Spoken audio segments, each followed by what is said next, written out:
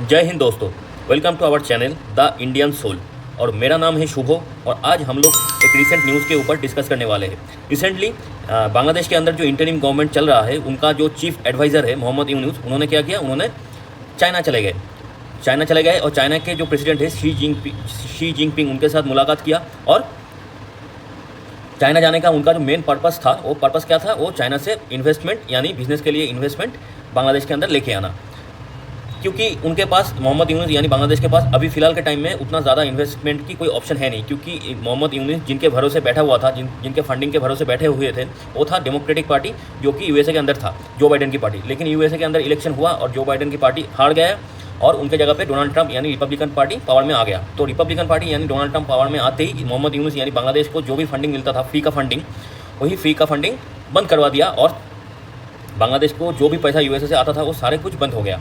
ऊपर से anti India बातें करते करते मोहम्मद यूनुस और उनके साथ जो लोग एडवाइज़र बन के बैठा हुआ है फ्री में, तो इन सारे लोग एंटी इंडिया बातें करते करते इंडिया को भी बांग्लादेश से बहुत दूर कर दिया। और इंडिया से जो भी फ्री में फंडिंग उनको मिलता था, जो भी मदद मिलता था, जो भी इंफ्रास्ट्रक्चर के पीछे जो पैसा आता था, ये सारे कुछ अभी बंद हो गया है। तो इसको देखते हुए चाइना के पास एक ही ऑप्शन था जो उनको फ्री में कम पैसों में, कम इंटरेस्ट में पैसा दे सकता है, वो एक ही ऑप्शन था, वो था चाइना। तो उसी ऑप्शन को एक्सप्लोर करते हुए मोहम्मद यूनुस क्या कर दिए, वो चाइना पहुँच गए। तो यहाँ तक तो ठीक है, लेकिन चाइना पहुंचने के बाद चाइना का इन्वेस्टमेंट पाने के लिए वो इतना डेस्परेट बन गए कि चाइना को खुश करने के लिए इंडिया को ऐसी बात बोल दी, इंडिया की जो नॉर्थ ईस्टर्न स्टेट है उनको लेके ऐसी बात बोल दी कि सुनने में लगा कि उन्होंने मोहम्मद यूनुस इंडिया को थ्रेटन कर रहा है, यानी इंडियन गवर्नमेंट यानी इंडिया को डरा रहा है कि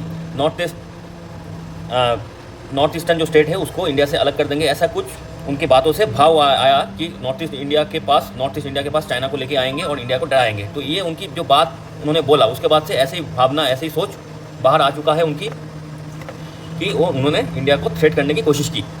तो अब हम देखेंगे बांग्लादेश, इंडिया और चाइना का रीजनल जो भी रोल्स है साउथ एशिया में, तो उसको थोड़ा सा समझेंगे। और एक्चुअली में मोहम्मद यूनुस चाइना जाके बोला क्या है, उसका इम्प्लीकेशन कैसे होगा, चाइना क्या रिस्पांस दिया है, इंडिया का क्या रिस्पांस है, तो ये सारे चीज़ को लेके आज इस वीडियो में हम लोग बात करेंगे। Bangladesh ask for China's extension in veiled threat to north eastern India, जो मैंने बोला, तो उन्होंने चाइना को खुश करने के लिए बांग्लादेश के अंदर इन्वेस्टमेंट उन्होंने ऐसे मांगा कि सुन के लगा कि वो चाइना को सामने रखते हुए इंडिया की नॉर्थ ईस्टर्न स्टेट को अनस्टेबल करने की कोशिश करेंगे और इंडियन गवर्नमेंट को एक तरीके से थ्रेटन कर रहा है। तो सबसे पहले उन्होंने बोला क्या उसको हम समझने की कोशिश करते हैं। तो मोहम्मद यूनुस चाइना के अंदर एक प्रेस कॉन्फ्रेंस के दौरान उन्होंने ये बोला कि भारत के जो नॉर्थ ईस्टर्न स्टेट है, यानी ये सारे स्टेट बांग्लादेश के साथ बॉर्डर शेयर करता है और इनके पास कोई डायरेक्ट समुंदर की एक्सेस नहीं है। यानी ये जो नॉर्थ ईस्टर्न स्टेट है ये डायरेक्ट बे ऑफ बंगाल के साथ बॉर्डर शेयर नहीं करता है, बीच में बांग्लादेश आ जाता है। तो उन्होंने बोला कि ये जो 7 सिस्टर स्टेट है, नॉर्थ ईस्टर्न स्टेट है, ये एक अलग लैंडलॉक कंट्री है। देखिए, लैंडलॉक कंट्री, उन्होंने ये बात जानबूझ के बोला कि गलती से बोला, ये उनकी दिमाग में है, वो क्या है वो लेकिन उन्होंने बोला कि नॉर्थ ईस्टर्न जो स्टेट है भारत के, जो 7 सिस्टर स्टेट है, वो एक लैंडलॉक कंट्री है। देखिए, लैंडलॉक कंट्री मतलब अगर हम मैप में देखें, आपको मंगोलिया, लैंडलॉक कंट्री हम किसे बोलते हैं, ये मान लीजिए ये मंगोलिया है, इनके साथ कुछ भी तरीके से समुद्र का एक्सेस नहीं है मंगोलिया के पास, क्योंकि इसको या तो रशिया के थ्रू समुद्र में जाना होगा या तो चाइना के थ्रू। तो इसको हम बोलेंगे लैंडलॉक कंट्री, जिसके साथ समुद्र की एक्सेस नहीं है। लेकिन नॉर्थ ईस्ट जो स्टेट है ये भारत का एक अभिन्न अंश पार्ट है। तो नॉर्थ ईस्ट के पास इतना सारा समुद्र का एक्सेस है जो कि बाकी भारत के स्टेट के पास भी है। हाँ, नॉर्थ ईस्ट के साथ डायरेक्टली इस रूट में नहीं है बे ऑफ बंगाल की एक्सेस, लेकिन घूम के सिलीगुड़ी कॉरिडोर के साथ इसका एक्सेस है। लेकिन जानबूझ के उन्होंने क्या बोला, नॉर्थ ईस्ट स्टेट को एक अलग कंट्री बोलने की कोशिश की, जो कि एक गलत बात है। जानबूझ के इंडिया को गुस्सा दिलाने की काम किया उन्होंने। तो ये उसकी पहली गलत बात। और ऊपर से क्या बोला, उन्होंने बोला कि चाइना आके कहाँ इन्वेस्ट करे।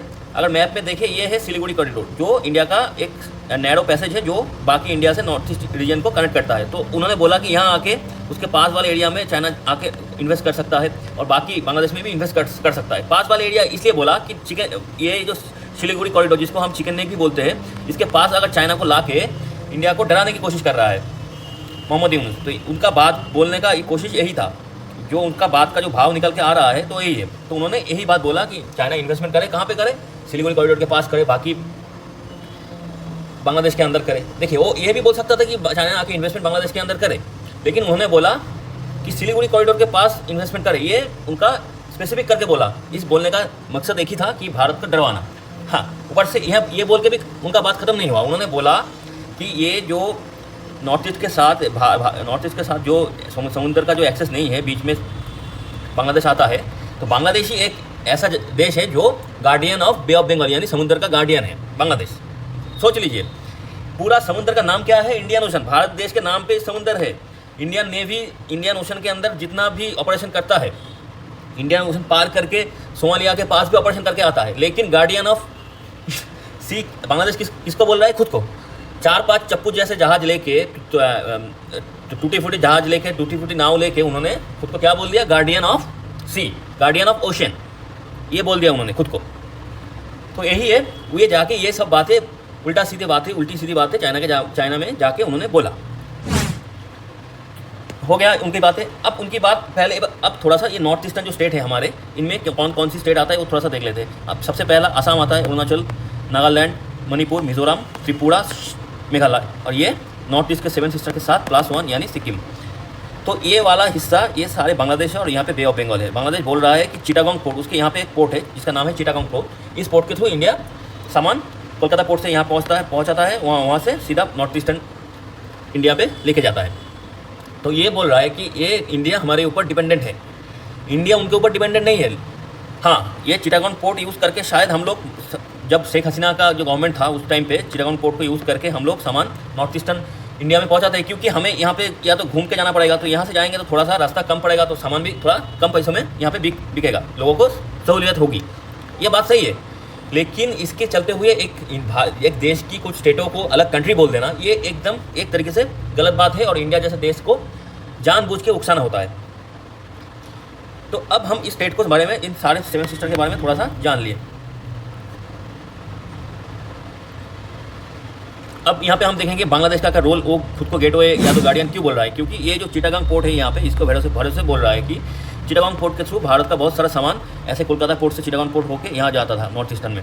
तो भारत के पास ऐसा नहीं है कि जैसे भारत बांग्लादेश के ऊपर ही डिपेंडेंट है। यहाँ पे कालादान प्रोजेक्ट भी म्यांमार के अंदर चल रहा है, जो कोलकाता प्रोजेक्ट से, कालादान मल्टी मॉडल प्रोजेक्ट से म्यांमार होकर सामान यहाँ पे मिजोरम होकर नॉर्थ ईस्ट इंडिया में भेजने की कोशिश इंडिया बहुत दिन से ये बात चल रहा है। फिलहाल अराकान आर्मी के कंट्रोल में है अराकान प्रोविंस, तो उनके साथ भी बात चल रहा है। ऐसा नहीं है कि इंडिया के पास कोई ऑप्शन नहीं है, इंडिया के पास सबसे खुद का जो बड़ा ऑप्शन है ये है सिलीगुड़ी कॉरिडोर से नॉर्थ ईस्ट चला जाना, लेकिन उसमें थोड़ा सा खर्चे से ज़्यादा वहाँ पे टाइम थोड़ा ज़्यादा लगता है, यही दिक्कत है। इस टाइम बचाने के चक्कर में भारत चिटागोंग से भेजता था और यहाँ से कालादान मल्टी मॉडल प्रोजेक्ट जो म्यांमार के साथ है उससे सामान भेजता था। तो इसी को, ये छोटी सी बात को मोहम्मद यूनुस ने बड़ा बना के बोल दिया। तो अब भारत ने क्या किया, भारत ने डिप्लोमेटिक वजह से इसका जवाब भी दिया, और ज़्यादा कुछ बोलेंगे। भारत के जो असम के अंदर जो चीफ मिनिस्टर है हेमंत बिस्व शर्मा, उन्होंने बोला कि अगर ऐसे थ्रेटन करते रहेंगे बांग्लादेश, तो हम ही बांग्लादेश को 2 टुकड़ों में बांट देंगे और नॉर्थ ईस्ट के साथ डायरेक्ट सी रूट हम ही एस्टेब्लिश कर लेंगे। तो उन्होंने भी एक तरीके से थ्रेटन किया बांग्लादेश को, जो कि सही बात है।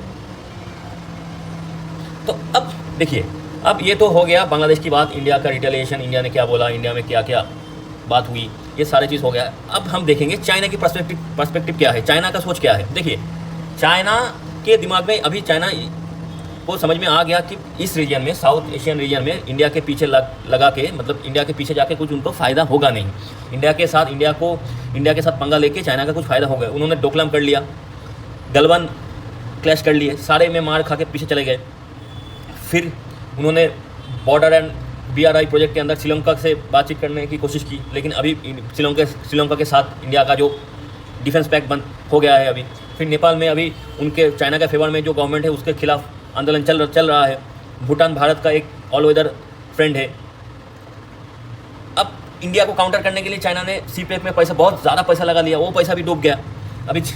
तो चाइना को समझ में आ गया कि साउथ एशिया में इंडिया के खिलाफ जाके अगर बांग्लादेश में उनको वो इन्वेस्टमेंट करेंगे तो वो पैसा भी आगे जाके डूबना ही है, क्योंकि इंडिया, ये पाकिस्तान और बांग्लादेश कुछ 2 ऐसे देश है, ये दलदल है, यहाँ पे आप पैसा लगाओगे तो वो डूबना तय है। तो ये चीज़ चाइना के दिमाग में आ गया। तो चाइना ने उनको बोला, बांग्लादेश को बोला कि हाँ हम इन्वेस्टमेंट करेंगे, लेकिन ऐसा लिखित कोई नहीं, कुछ एग्रीमेंट नहीं हुआ। उन्होंने बोला कि हाँ आप करेंगे, उसका इंटरेस्ट रेट भी कम होगा जो इन्वेस्टमेंट करेंगे। तो ये बोल के उनको खुश करके भेज दिया बांग्लादेश। लेकिन आगे जाके चाइना, देखिए चाइना बांग्लादेश में करेगा क्या? चाइना बांग्लादेश के पास है क्या? कुछ पैसा चाइना को देने के लिए कुछ है नहीं, पैसा देने के ऊपर से पैसा लगाएगा चाइना, ऊपर से फंस जाएगा। ऊपर से बांग्लादेश के अंदर चाइना कदम रखेगा तो इंडिया के साथ उनका रिलेशन खराब होगा। इंडिया ऐसे ही यूएसए के साथ अभी चाइना का रिलेशन उतना है नहीं, टैरिफ लगा के बैठा हुआ है यूएसए। बिजनेस जो भी ज़्यादातर बिजनेस इंडिया के साथ है, 700 बिलियन के ऊपर इंडिया के साथ बिजनेस है। तो ये बिजनेस चाइना खराब नहीं करना चाहता, तो इसीलिए चाइना अभी उनको खुश करके बोल के तो भेज दिया कि जब जाओ हम इन्वेस्टमेंट करेंगे, उसका इंटरेस्ट रेट भी कम होगा। लेकिन आगे जाके कुछ होगा नहीं, कि चाइना जानता है कि ये दलदल है, यहाँ पे पैसा फंसाएंगे तो ये डूब जाएगा। और ये बांग्लादेश और ये पाकिस्तान वाले, ये दो ऐसे देश है जो बाहर जब भी इंटरनेशनल फोरम में, इंटरनेशनल स्टेज में बात करते हैं, खुद की बात नहीं करते। ये हमेशा इंडिया की बात बोलते हैं, कश्मीर के लेके बोलते हैं, फिर नॉर्थ ईस्ट को लेके बोलते हैं, फिर इंडिया ये किया, ये बोलते हैं। क्योंकि इनको मालूम है बाहर जाके ये खुद की बात करेंगे, यानी बांग्लादेश और पाकिस्तान की बात करेंगे, तो इनकी बात कोई सुनेगा नहीं। इनको हमेशा इंडिया की पड़ी है, खुद के पास कुछ हो ना हो, इसको बोलना है इंडिया के बारे में। तो जो भी है, ये इनका ऑब्सेशन है, इनका दिक्कत है, जो इनको नीचे लेके जाएगा, इसको डुबाएगा। तो अब इनके रिस्पॉन्स में हमारे जो चीफ एडवाइज़र है गवर्नमेंट ऑफ इंडिया के, उनका नाम है संजीव सन्याल, उन्होंने बोला कि चाइना के पास मोहम्मद यूनुस ने गया, उन्होंने इन्वेस्ट मांगी, सब कुछ समझ में आया, लेकिन नॉर्थ ईस्ट स्टेट के बारे में बोलने की ज़रूरत क्या था? ये तो जानबूझ के मुसीबत को मोड़ लेना है, इंडिया को गुस्सा दिलाना है, इंडिया को तकलीफ देना है। तो वही चीज़ उन्होंने बोला, ये चीज़। और ये 7 इंडियन स्टेट जो है वो लैंडलॉक कैसे हुआ, ये भी उनको समझ में आएगा। ये किसी को समझ में नहीं आया, क्योंकि लैंडलॉक उसी कंट्री को बोलते हैं जिसके आजू बाजू के साथ दूसरा देश है और उसके डायरेक्ट सी एक्सेस उनका नहीं है। नॉर्थ ईस्ट के साथ तो डायरेक्ट सी एक्सेस है, वो घूम के इंडिया के थ्रू बाकी पूरा का पूरा इंडिया का जो कोस्ट लाइन है उसको यूज़ कर सकता है। तो पता नहीं वो कैसे बोल दिया उन्होंने, जानबूझ के बोला कि गलती से बोला, वही चीज़ संजीव सन्याल ने बोला। तो आज का वीडियो इतना ही, जो न्यूज़ आया था इस खबर बाहर आने के बाद, तो उसी के ऊपर हम लोग बात कर लिए।